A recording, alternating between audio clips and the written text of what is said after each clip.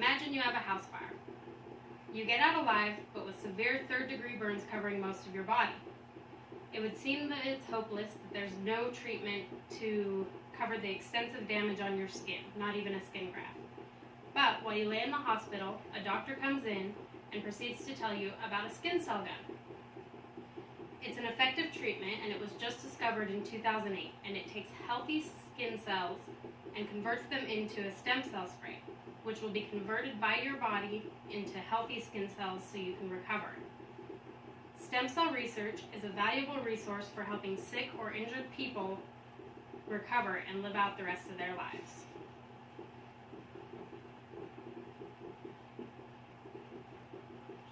So what are stem cells and where do they come from?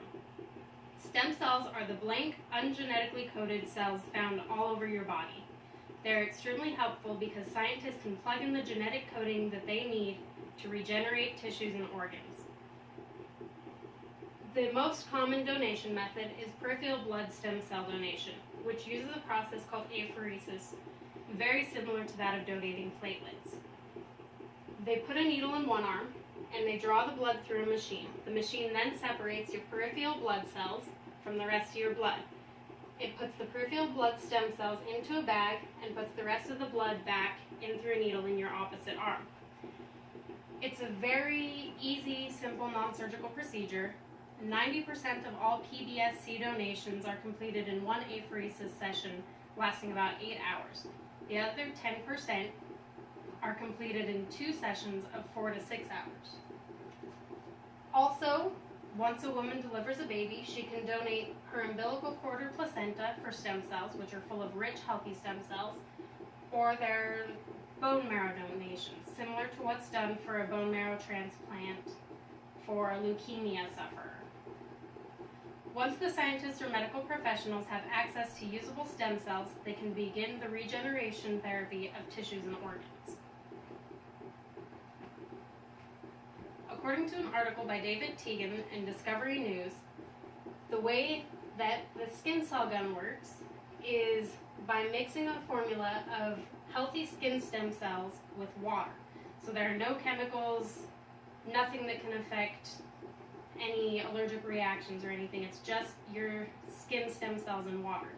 The whole process takes about an hour and a half from start to finish. Also, the liver, skin, and blood can regenerate themselves. That's where we get a lot of stem cells from, especially the blood, because it regenerates itself the quickest. As we know, the kidneys and pancreas don't regenerate themselves. And Stanford was the first to use the apheresis method of getting just the stem cells from the blood and not taking them out of bone marrow. This could be used in the future to treat Alzheimer's, Parkinson's, multiple sclerosis, and diabetes. Also, only done in the lab are whole organ growing. They've actually been able to replicate organs of mice in a lab setting completely from stem cells and grow whole new organs. According to B.D. Colin, the bone marrow transplants can be used to regenerate bone marrow in chemotherapy patients, and by using these purified stem cells rather than whole bone marrow, then they're able to not re-inject the patient with their own cancer cells. While stem cells can already be used to aid in healing disease and injury, more research is being done and needs funding and support in order to gain more knowledge and open up all the possibilities of stem cell research. Not only can they use stem cells to regenerate organs and heal body tissues, they actually use stem cell research to study diseases and further their knowledge of how diseases affect these organs. So the Stanford School of Medicine did a study, and they have a stem cell center that is known for manipulating the cells and organs to understand how the body's organs grow and change. This also helps with stopping disease progression or curing the disease. And most research, once again, is done on mice in lab settings. We need to support and fund stem cell research so that this technology can be used on humans to aid in their healing of these diseases.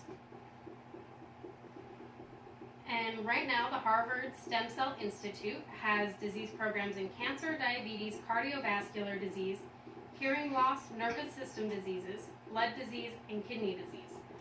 Harvard is the leading facility in support of stem cell research. Without our help and support, the wonderful technology of stem cells won't be readily available for the public. Think of your friends and family. Think of your children and grandchildren.